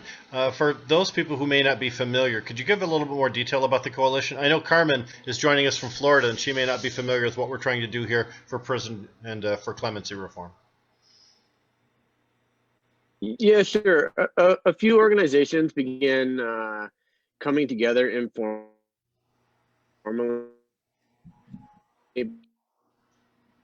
back in July to work on we began realizing that we had a lot of resources amongst us. We had because it was Cannabis Caucus of the Michigan Democratic Party. We had a lot of political connections and a lot of people involved in Michigan politics, especially in the Democratic Party, you know, and we had Ryan Basore, you know, with Redemption Cannabis, you know, super connected to the industry, connected to the cannabis activist community really strongly, you know, able to raise money for us, really powerful fundraiser. You know, we've had the Last Prisoner Project, which gave us a national connection. You know, really had been working on Michael Thompson's case for a long time before we ever got involved. But what we were able to do is help connect them with the Attorney General. We were able to be the political connection for sort of the movement to free Michael Thompson. And I think that was, you know, that was good. And I think it helped. And now we've brought in the National Association of Criminal Defense Lawyers. They've got a proposal we've put before Gretchen Whitmer to run a statewide clemency program for victims of the marijuana prohibition who are sitting in prison right now. And you know, that clemency program is I think we're putting together the coalition and growing it. We just last night got 4 or 5 new members, and we're just getting started. So I think our coalition's growing. We're getting stronger, and we're going to be able to have a statewide clemency program. I'm certain of it. I don't think the Whitmer administration, I think it's something they want to do, but I think it's something they're going to have to do as well, politically speaking. You know, Whitmer's only got 2 years left before her next election, less than 2 years, time's ticking. She's not going to want to be saying no to us, you know, on a clemency program when we're you know, many thousands of activists strong, which is where I think we're going to be with the coalition soon. So yeah, super exciting. I think we're going to really get some more wins. Governor Whitmer, not necessarily like against cannabis, you not working against it like Governor Schuette likely would have been if he was in there, but it doesn't seem to be much of a priority for her at all right now. So hopefully that does change, as Mike says. One thing we have to hand it to her. We have to hand it to her and push her. You know, it's work. 2021 showed us the legislature is willing to take up some reform bills. You know, we had expungement passed in 2020 rather. We had expungement passed in 2020, and we've seen them modify the expungement bills a couple times to add different things that they didn't get the first time around. This is an issue that's hot right now. The citizenry is behind us, and it's a good time to strike. We've oftentimes tried to push cannabis law reform when there wasn't a whole lot of citizenry behind us, and it is not easy. Now there's a big federal change that's on the horizon, possibly with this configuration of lawmakers in the legislature and with the new administration. And is that Carmen, as far as the outlook on you know, information that you're working with, is the fact that we're closer now to federal legalization play into any of the you know, future operations of any of the places that you're working with and how they want to go about you know, conducting their marketing or anything like that? But I mean, it's a massive change, so somebody has to be considered in some way. Yeah, I think it places a greater emphasis certainly on the United States, right? Because this is going to happen sooner rather than later. But as I think about, you know, what Mike is sharing now, really about, I mean, it reminds me of, you know, just really what happened in 2020. Like you know, I also work, you know, within general market, not just outside of cannabis, but I think about like the impact of like, if you had asked in January 2020, a general U.S. poll around like social equity and the importance of making sure that everyone was treated fairly, we frame that in different ways, right? But if you take that from January to June, after George Floyd was murdered, there's a drastic change. And I think, you know, the trends and the themes that you guys are talking about today about the focus on like cannabis reform, because you have this dichotomy of like, and what he was saying is just like, I couldn't believe all of those people. He's like, they would watch television and then realize that like people are actually making money on this legally and we're still in jail for it. And I think, how can we all, I think it's just, I am taking this as, a call to action, right? When we think about like the rooms that we find ourselves in. Because taking that message forth is going to be incredibly important. Really being able to, delineate that with data. That's certainly my strong suit. But it really just makes me reflect, like, how do we take that message as people are looking at, wow, like people are using this for a lot of different reasons. Oh, and yeah, you're making money on it, but there's still people in jail for it. We are a nation of contradictions. America, we make all kinds of claims, but it's not what you say, it's what you do. And when it comes to prison reform, I mean, it's very easy to meter success. And I don't think we have any success to meter. It's certainly not from what we heard from Michael Thompson. Go ahead, Jamie. Now, I was saying, somebody's asking a question like about, and I think if I'm interpreting it correctly. A question from our chat? Yeah, about like somebody going to prison and not having access to their cannabis medicine. I think that's what it means, about the people affected by prohibition in different ways, is not having cannabis as medicine. Also, people are out but not able to use cannabis, which is a common issue. For sure. There's been some movement on that, but it still persists as a problem for a lot of people. Well, Jamie, could I pop in real quick about Sure. that? Sure. I'm in communication right now with a man named Jason Szymanski. He's in prison. He's serving. He got violated on his parole. He was in for some simple burglary charges from a long time ago. He'd been paroled, but he's a medical marijuana user and a licensed medical marijuana user. And they kept violating his parole because he kept smoking the medical marijuana. And so what's happening now is he's locked up, and he's potentially locked up for the next 5 to 10 years.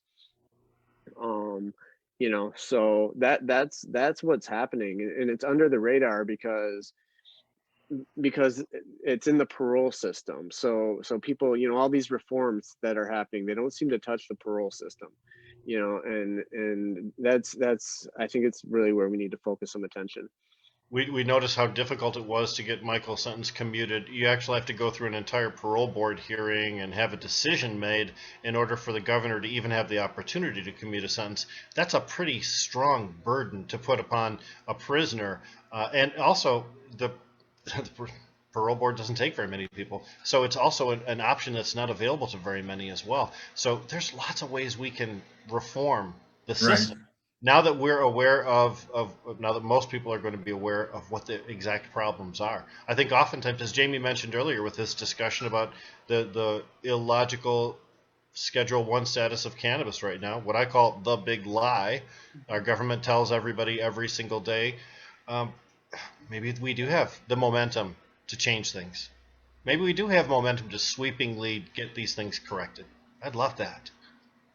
I'd love that. Seems like we make progress from time to time, and there's always, that more that we'd like to see done that we know should be done. But I'd like to believe that we're getting there. It might take a long time now. Might have been doing this long enough now to have a little bit more patience. Because you visualize how it should be, the way things are and the way things should be. Well, what we saw with the asset forfeiture bills in 2014 and the expungement bills in 2020 is that, there's the way that we create legislation, the way we create new laws is a system predicated on compromise, that almost no one's original vision gets realized in the laws that are passed because of the partisanship that exists in the legislature. It doesn't matter whether they like or don't like your thing. They're going to make you give something up just because you wear a D or an R on or an R and a J on your shirt. I mean, it's like you got to choose one or the other. Great revolutionary bills for the expungement in Michigan, never done before nationally, beat out California and some of the systems for people being able to get issues off their record, the automatic thing for misdemeanors, 7 years, and felonies for 10 years. But in the midst of it all, the cannabis bill itself comes up really short. And just kind of got the short end of the stick on that. And you mentioned Governor Pritzker earlier from Illinois, and Governor Pritzker was able to really wipe out thousands and thousands of criminal records related to cannabis when he took office shortly after. that's not an option available to our governor because of the way that the prison industrial complex has been so involved in the creation of laws. They made it very difficult for us to achieve any of these things. We need to fix it. We need to. Just out of curiosity on that point, I'm on the board of directors for Chicago Normal, and I've been fortunate to be able to be kind of close to that as we were, working on the language for the Cannabis Regulation and Tax Act. And I'm just wondering, although, we talked to, Drug Policy Alliance in California and Oregon, because those were the first two states that really talked about this expungement and had the problems that they had in execution. Is the problem in Michigan due to the fact that the decentralization of records, or I'm just wondering what the impediment is? The lack of willingness for some old school Republicans to support erasing drug laws and emancipating people that are victimized by that. In other criminal issues, they made expungement automatic. In this, they forced a review. They gave an opportunity to petition against the expungement by the prosecutor that was involved, whereas they didn't do that in other crimes, in my opinion, more heinous crimes. So as far as the cannabis bill goes, none of it's automatic, as Rick said. It only goes as far as misdemeanors, and it purports to offer up the opportunity for expungement for activity that was made legal, in 2018, which allowed for adults to grow, to possess, to use, and to transfer cannabis. But the only things eligible for expungement are possession and use. So we have a Republican-dominated House and Senate, and this is what the Republican-dominated House and Senate was willing to do. Not expunge any felonies, even though they expunged felonies in other criminal situations. So they were very restrictive in what they gave to the cannabis industry as far as an expungement program. And it's all based on old drug warriors still holding positions of power. And the governor did campaign on everything that was made legal now there should be expungement for. And after signing this package of bills, she said stuff like, I came through with my promise on that. So it's an incremental move forward, but it's not quite coming through in the image that a lot of us had. But we're still working toward a lot of things. And both our governor and attorney general are generally overall, although I think a lot of us would like to see more action in the cannabis side of stuff, are really good leaders, or exemplary leaders, and they've earned my vote again for next time around. I think that until the governor smokes a joint at the podium on camera, people are still going to be wishing that she would do more. No matter what she does, the cannabis industry is still going to say she's holding back. She could do more. The desire to criticize is also an American pastime, just as popular as baseball, and we do it to all of our elected officials, all of them, even when they do well. Yeah, with the Whitmer administration, if I can jump in real quick, I think with this clemency program that we've got in front of the governor, I think we really should, frankly, demand action from her on it. And I don't think she should have our automatic support if she doesn't get behind it. Yeah, she has done a good job, and I respect a lot of the work she's done, but I think that there's no excuse for not working with us on the clemency project. She's got to get with us on it, and I think she will. It's lower priority quite often, and Debra's brought this up lots of times, but the issue is actually much more significant than a lot of the people want to give it credit for. It's connected to a lot of important things, and I think that is missing with some of our bigger elected decision makers, and it gets lower priority just because they think these other issues are more important. That is part of the education I think that needs to get to some of these people, even those we think that should kind of already know, apparently, haven't internalized it yet. The other thing is the governor is more than just an inspirational leader to the citizens that elected her. She's also an inspirational leader to all of those government agents that work on her staff and throughout the entire agency. So when she wants the parole board to be easier on certain things, she has to set the tone. When she wants Michigan State Police to back off on certain things, she has to set the tone. And if we don't feel like she's setting the tone properly, then we don't have an expectation that there's change further on down the road. So some powerful public statements, some supportive proposals like what we have here. Those are the kind of messages that can be sent from the governor's office that have changes all the way down the governmental pipeline. And that's what we need. And in the next election should be the first time when the gerrymandering districts have been taken off the table for voters. Oh, I sure hope so. could translate into a better composition of lawmakers next time around. And maybe some of these things then become priority because then the governor believes that she could actually make some progress if she takes on some of these issues. And not to get into partisanship, but obviously I think the record is pretty clear that Democrats have been the party that have supported cannabis law reform versus Republicans who've been the party that resisted cannabis law reform. I think that's historically accurate, even though there may be individual examples of vice versa on both sides. Yeah. Exactly right. But I read in Ballotpedia that Michigan Senate has not been out of Republican control for 40 years. 40 years.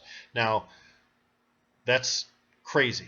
In a state that elects Democrats to Senate, Democrats to their state office, and to still have Republican-dominated Senate like that, that's a real clear definition of the gerrymandered situation and why it's so important for us to get rid of it. Don't know if it would have had that streak without them stepping in and creating, customized districts.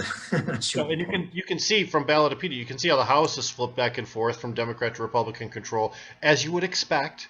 Oftentimes opposite of the way that the governor's control happens to be. That's just the way politics are. But for the Senate to never switch.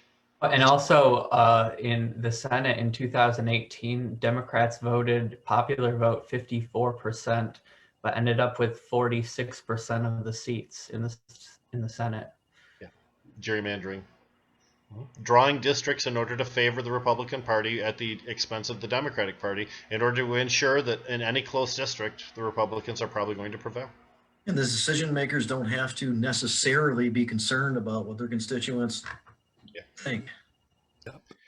So not trying to beat up on any particular group of people, because certainly in order for us to accomplish the goals that Mike McCurdy has set out and Ryan Basore talked about, we are going to need both Republican and Democratic sponsors in order for us to achieve anything, especially if our goal is to achieve things legislatively. Mike, have you been able to make contact, or do you have reliable contacts amongst any of the Republicans in the legislature that would be supportive of what we're talking about doing?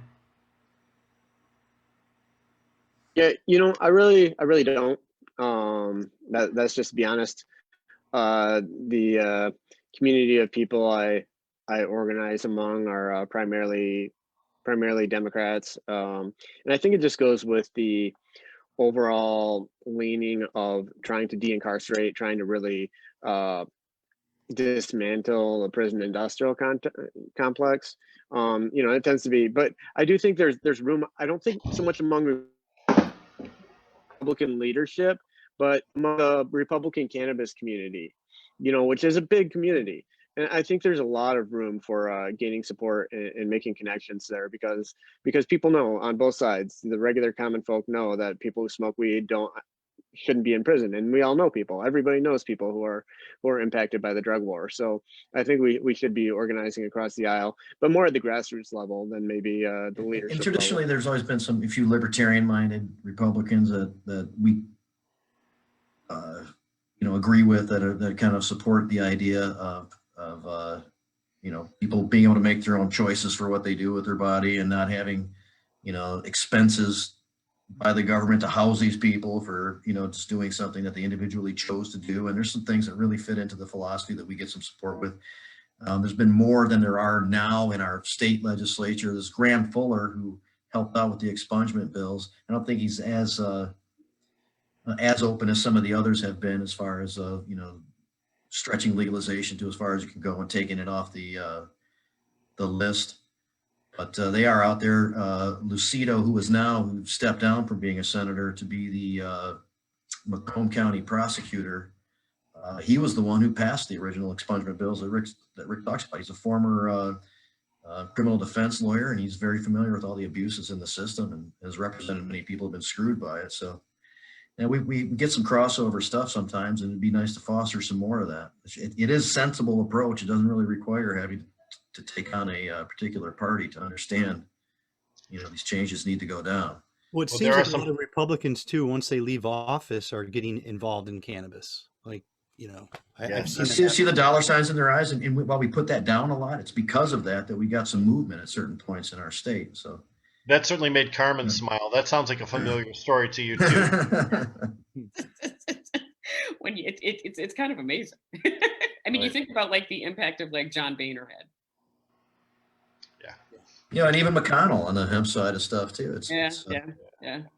Well, there are some things that we want to have happen that just cannot be done by governor's fiat. There are just some things you can't do by executive order. There are some things that have to go through the legislature. And if we are to accomplish those things, the legislative path is what's set before us, regardless of what we would prefer her to do or what we think she should do. It is better to build consensus when you have change than to have change forced upon people. Even if they agree with it, they may disagree with the method in which it's accomplished, and they might resist it, even though they would normally support it if they had been asked. So legislatively, we're going to have to do some things. There's just no way to avoid it. Although I'm not sure what those are and what she can and can't do. I'm not sure where that line falls, but I know there is a line. Yeah, I mean, from my perspective, our influence as the Cannabis Caucus is really on the Democratic Party. Now, we basically we can insist that candidates, we can really push them on marijuana issues. Basically, we can push them and we can have them make public statements and make them make promises. And then once they make those promises, we can help push them and make them fulfill their promises. You know, I think it's easier for us to do that. At least, you know, from in my organizing world, it's easy for us to pressure Democrats in the primaries. That's sort of our superpower. They're vulnerable in the primaries. If we have candidates, if we're running a pro-cannabis candidate against an establishment anti-cannabis candidate, we're gonna win probably, and they know that. So we can really push them, and I guess that's where my strategy is: take back the state government from Republicans. Yeah, I mean, I'm not against people working with them. It's not my thing. it's not something I specialize in, I should say. Yeah, you know, just too ideologically divided right now. You know, it's hard to work with people who want to deport 30 million immigrants, you know. So that's the problem I have with it, and it's tough. Yeah, it's tough to talk nice to people that want to put kids in cages. I will just observe, for those of us watching this on the video, how intriguing it is to watch the sun travel across the sky behind Carmen, in Jim's office, and in mine as well, too. We've had amazing shadow play going on in this broadcast today. So awesome. It's, you know, and considering how shadowy it is or how cloudy it is here in Flint, Michigan, it's amazing I got any of that at all. So I'm glad you're getting some. That's good. It is funny.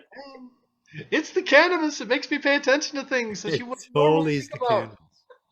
So, no, it's excellent. We have a good group of people working towards so many different things. It's sometimes tough to get people to do something if they've already been committed to other programs and other policies. So the coalition is extremely important, because even if you get a couple of people from each, now you've got a big army, and it didn't all have to come from one already overcommitted group of individuals. So congratulations on what you've done so far building the coalition, Mike. Thank you. Yeah, actually, I'm really glad you brought that up. When I spoke earlier, I didn't have my notes in front of me, and so I wanted to go back and mention the people who just joined our coalition. You know, just last night, I believe it was, we have Robin Schneider was there representing the Michigan Cannabis Industry Association. They're ready to do the work. They joined. They're you know, she's excited about what we're doing. She's there to help us organize. So super exciting. We got Decriminalized Nature, who joined. We got Michigan Psychedelic Society who joined. They both have like a lot of outreach capabilities, so they can really mobilize the troops. That's what they basically offered as their specialty. Then, you know, look, if you need people to do stuff, you know, en masse, we can help make that happen. So that's like a huge like, you know, huge growth. Got a woman named Shelly Smith who's like volunteering to do a bunch of she's joined the coalition. She's volunteering to do a bunch of the organizing stuff we need to do. Like we need to start, we're in contact with all these prisoners and we don't have any central place for keeping the information. She's like volunteering to help us create those lists and spreadsheets that are, you know, give all the information about all the different prisoners we're in touch with. Well, Shelly is one of our part-time co-hosts on this very show, and we speak with her a lot, and we like her a lot, and I'm glad to hear that. She's very capable, yes. I put you in touch at one time with Brandy, the Michigan chapter of Americans for Safe Access. I'm sure would like to join that as well. Yeah. I think so. Actually, Brandy and I have talked. They do want to join. She wasn't for some reason wasn't able to be at the meeting last night, so I'm assuming next week. Hopefully she'll be there and we'll get them on board, because she seemed really excited about the program. Seemed like she had a lot to offer, and a lot of energy and expertise. So so that's what's so exciting about the coalition right now. I just want to give one more shout out. We had Rosalie Flores representing Sozo. They've joined our coalition, and they're basically offering to have Rosalie work for us as as part of her paid work. So she's like an employee who will actually have time on the clock to give hours in, because this is a big project. It's going to take a lot of work. So super exciting. We got all these people, all these organizations joining us, and organizations with real abilities who are joining to do the work, so I think we're just at the very beginning of a groundswell. And I think our coalition is going to grow rapidly, and we've laid a really strong foundation. Sozo was present up in Flint at Michael Thompson's reception and had a nice little banner for him. It was nice for them to be out to support. Yeah, Rosalie has been part of the coalition really from the beginning, and so it was just but as we formalized, we're kind of in the first formalization steps. So some of the people who've been a part all along have just going through the process of formally joining. But yeah, Showing Carmen the retail store in Lansing for the botanical company right now. Some others who normally watch the show and everybody on the panel has kind of seen it, but there's no action right at the moment, so it's a good time to come out and kind of show you this new space, brand new building, brand new place. Looks great. I'm really excited about it. And the first thing I showed was this is a vertically integrated company, and there's live feed of the garden behind us there that people can check out when they come in. Nice. A great mural right there too, which is What's the name of the store? I appreciate it, but It's the Botanical Company, The Botanical Company. or BOCO, if you're into the slang things. you might come in, Get a BOGO at BOCO. see a couple people here, get checked in properly, get greeted properly too, and feel welcome and have a great time. There you go. You come in, and then we have the great product. And here's a kiosk. And one of the things that remind me of it, Carmen, you said that sometimes there's informational kiosks that it goes for. And this one has got some, I usually am pretty critical of some of the ways that information about cannabis is presented, but this thing is actually pretty decent. We got any blue hair people around here? Here's one. Yeah. Nicole. When you said blue haired, I thought you meant old people, but no, they have I was like, blue hair.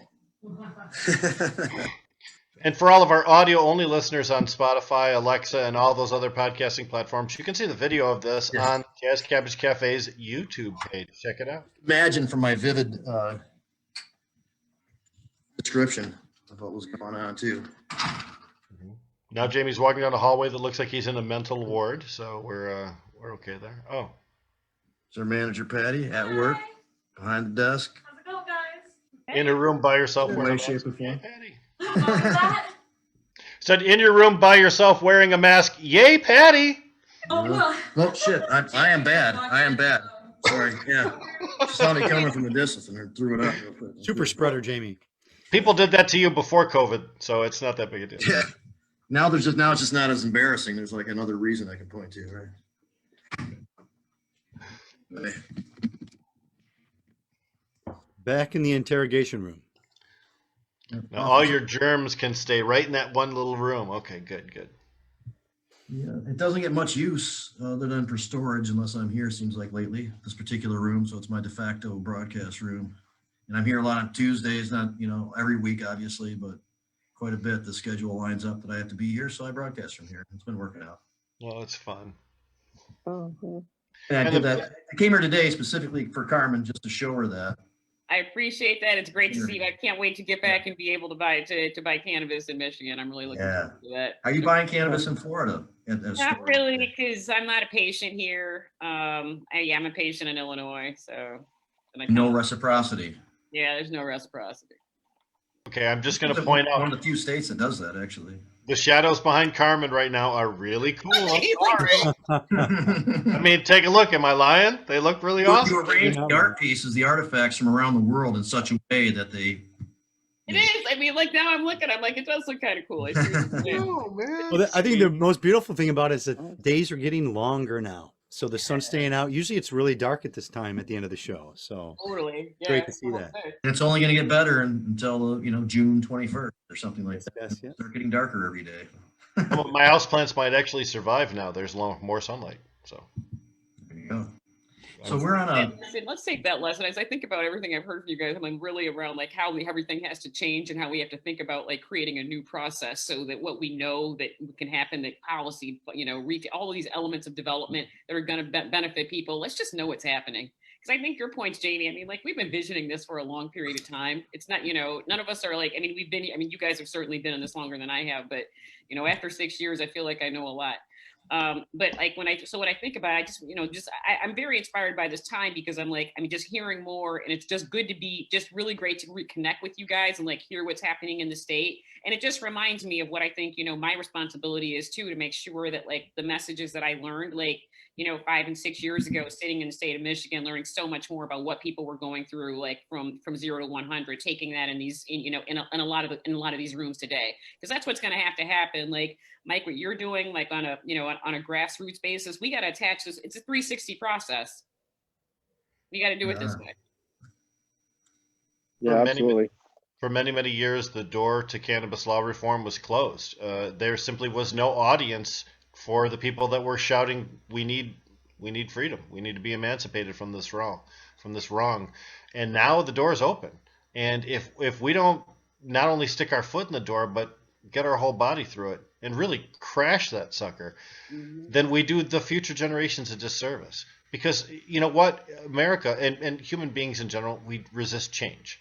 And this is an opportunity for change when people are receptive to it. Who knows in 3 or 4 years after Joe Biden, perhaps they're no longer receptive to that. Perhaps if Black Lives Matters protests fade in our memories, people will forget that there's a racism problem here and go back to the way that we were 6 years ago. That's happened too many times. Likely, We really want BLM to do something. That want it to be a force for real change this time around. So many times, lip service. Everybody's concerned. We're going to do this and that. It goes away, happens again. I really like to think this is the basis for change. So we're coming down to the last few minutes. I'll do some final thoughts. Carmen, how can people who are interested in working with you and benefiting from your years of collecting data and interpreting it contact you and initiate that relationship? 2 ways. I can find me on LinkedIn, Carmen Brace. ACLARA Research is also on that, is also on LinkedIn. And then of course, just go directly to our website. But send me a LinkedIn message. Would love to connect. Really cool. And that is unique. This is, you have some information that is not readily available everywhere, and you had to work hard to have it, and you used your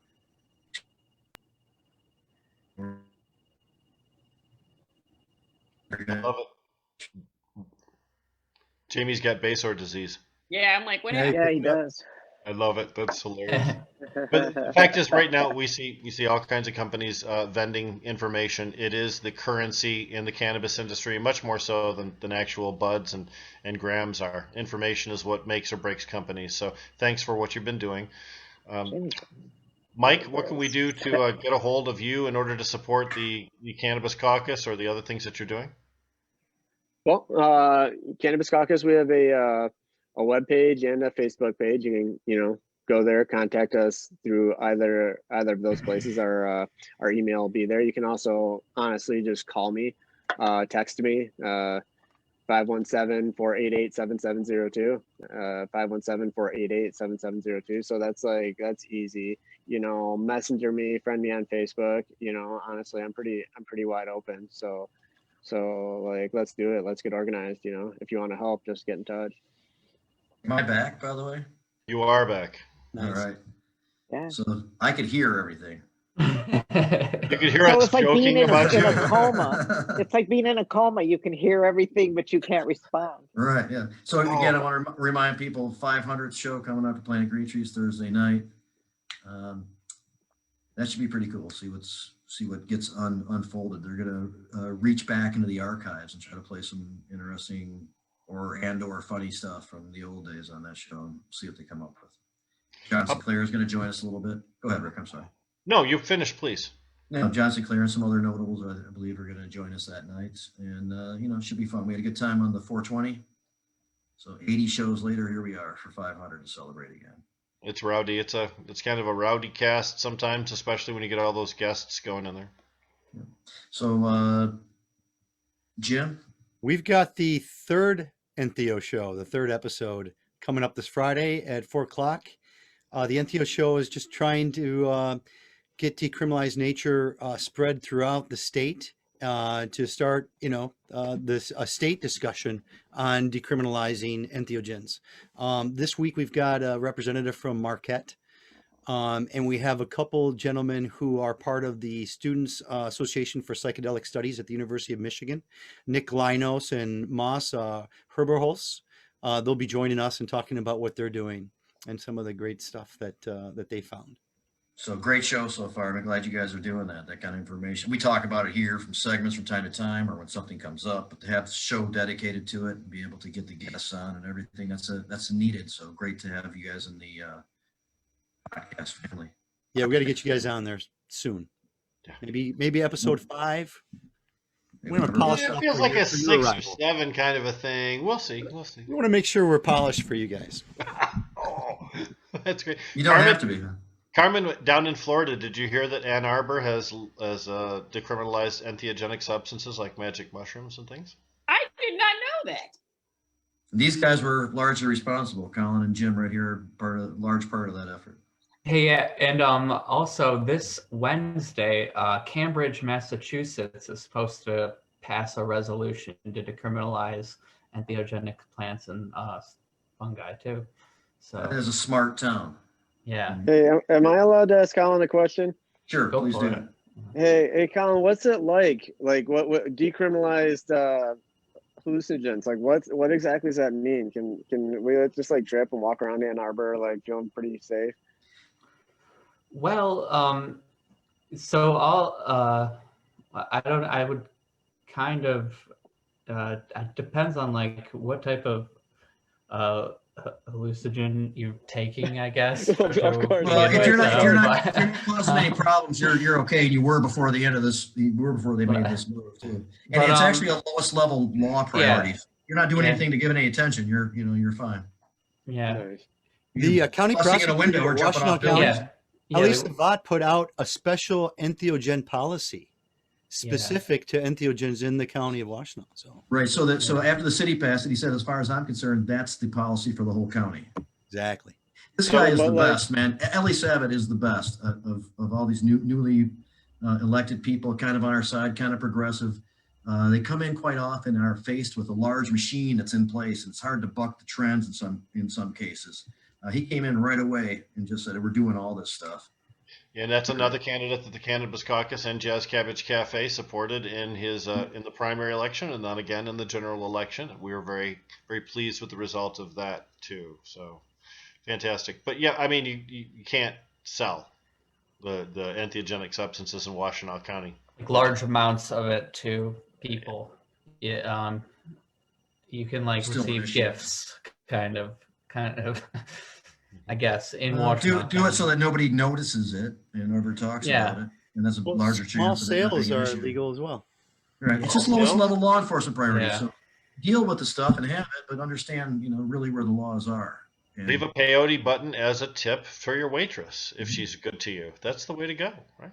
right on. You shouldn't do that, probably. They're a little more delicate than you might think. How is it the youngest guy has the most wisdom? I don't understand. So Don't do Deb left us early. I'm sure she would have all types of profound, nice things to say about me if she were here to sign off. So we'll just assume that all that takes place as we go. Does anybody else have anything to? Oh, Jamie. Yeah, appropriate, no problem.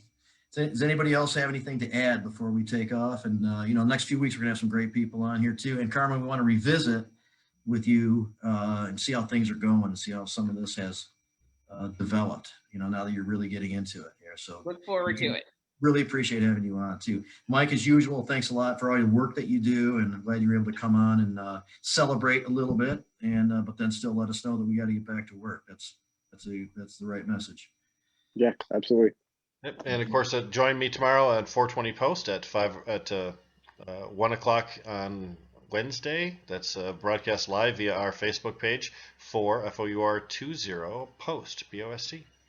Right on. And I'll be smoking rope on Friday again. Not smoking pole, smoking rope. So. What you do on your own time. Yeah. All right, everybody. Yep. Have a great day, Jazz Cabbage Cafe. See ya. Night.